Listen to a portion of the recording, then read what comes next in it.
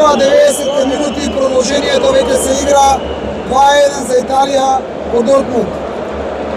Да, италијанците мислам дека се многу искусни, силни и стабилни да можат да го издржат и да го сочуваат оно што го постигна во првото полувреме, односно да ги освојат овие 3 бода и да победат со 2-1. Видовме 3 гола во првите 40 минути, во вторите 40 минути многу шанси. Но сето оно што го видовме како продукција скок, како двајца новинари навистина фасцинатно во однос на публиката. Дали никогаш до сега не сме биле на стадион каде што доминирала една боја, секогаш било поделено.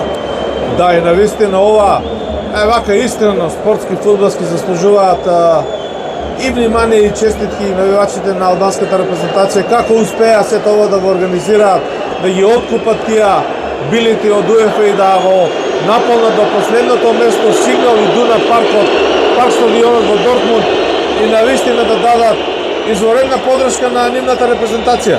Апсолутно заслужуваат, ете да кажам, честитки и сакале да признаеме или не, можеме и ние како Македонија и многу големи европски и светски репрезентации да учат од ова што го направија албанците денеска. Така е. По улиците на Дортмунд, пред стадионот, повека на стадионот, значи навистина покажа како се сака и како се бодри својата репрезентација.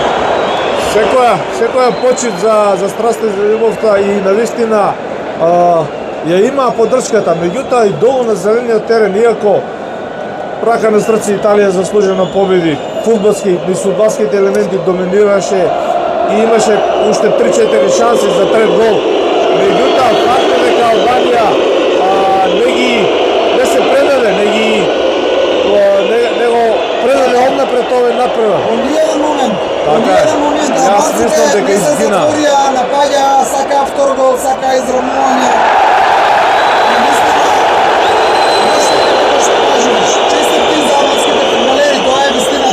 Мислам дека Италија се потврди само како мајстор кога е во прашање тоа изнесување на топката на противничката половина, кога албанската репрезентација навали, еве како што ги гледаме овие последни секунди на стадионот во Дортмунд.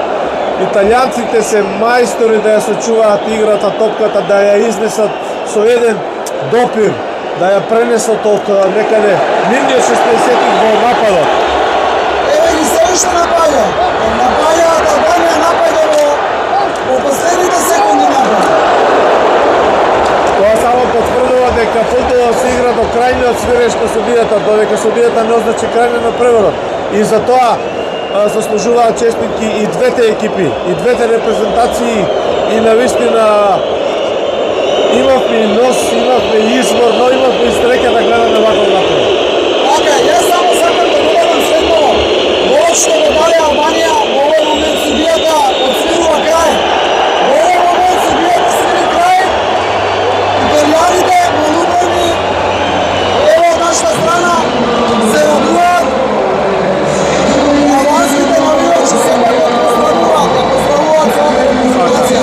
Сакам да кажам дека голот што го даде Албанија на почетокот некако на позиција, како да ги фатија во шахмат позиција, Добро. Беше грешка на Ди Марко. Ја фрли топката од аут точно на нога на противничкиот играч, а Недим Бајрами силно на враците на Донарума ја го погоди местото каде што се спојуваат пречката и директно. Тоа беше убав гол на репрезентацијата на Албанија и Босна. Тоа е изравнија победува италијанците. Во 16 минути видовме 3 гола денеска. Да. 16 минути 3 гола и така се затвара уtakmicата. 11-та минута Алесандро Бастони после на едно кратко додавање од корнерот на Италија од левата страна, едно проигрување, не баре си игра мал фудбал. Со прецизен удар со глава ја погоди противничкиот агол на голот на албанците, она мала мрежички, тоа беше 1:1. А како што рече и ти 5 минути подоцна, 16-та минута, Никола Барела, кој е справотен удар некаде од рамот на 60-ти го постигне вториот гол за Албанија и тоа беше 2:1 за Албанија во првото полувреме, конечен резултат. Има репрезентацијата на Албанија и еден поводен директ во 34-та минута. Кога Давид Франтези го погоди директно на албанскиот гол. Во самиот финиш, како што ти кажи, Албанија имаше шанси за 2:2. Тоа е. Но сепак доминираше, ако доминираше црвената боја, доминираше Италија на теренот во Москва. Фудбалски гледано, да, албанските навивачи дадоа максимална подршка на нивната репрезентација и за тоа ги заслужуваат сите честитки, коректно навивање, без ниту една тронка забелешка или нешто. Мислам дека буквално ја купија FIFA со билетите. УЕФА, пардон. А италијанците, оно што го кажам, потврдија дека се мајстори на фудбалската игра. Победува, во свртен резултатот и го издржаа до крај. Ево говорот на италијанската репрезентација кај своите навивачи. Поздрави тие во едниот кеш малоброните. Да ремизираме. Обоен, Дортмунд обоен во црвено-црно. Стадионот обоен во црвено-црно. Голови дојдат на контото на Италија. Италија победник. Да, и само една куса анализа низ една реченица.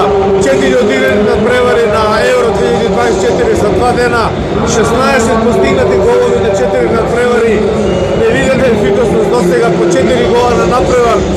Резултатите ги знаете, да не ги повторувам. Германија победи 5:1, Хрватска изгуби од Испанија 3:0, Швајцарија ја победи Унгарија со 3:1, овде во Дортмунд, Италија, Албанија 2:1, 16 гола на 4 надпревари. Што подруго да посакаме? Почна ефикасно Евро 2024. Да посакаме голови, да посакаме убава игра, да посакаме фер и коректно навивање што денеска го имаше. Да. Денеска го имаше тоа и на улиците и значи се беше како што треба да биде спортски во духот на спортот, во духот на фудбалот. Останува да ги поздравим на нашите гледачи, останува да им посакаме убави, весели, фудбалски денови со Европското првенство. Нивните екипи да си даваат голови, да си победуваат, како што денеска тоа се случи со мојата екипа. Јас не играм, јас сум фан на Италија, бидејќи мојата репрезентација не игра на ова Европско првенство. Тоа е тоа, можете да кликнете subscribe. Бесплатно е. Следете го канал Доргутов продукција Скок. Остануваме се Евро 2024. Ако ви се допаѓаме, тоа е тоа, остануваме се вас. Поздрав!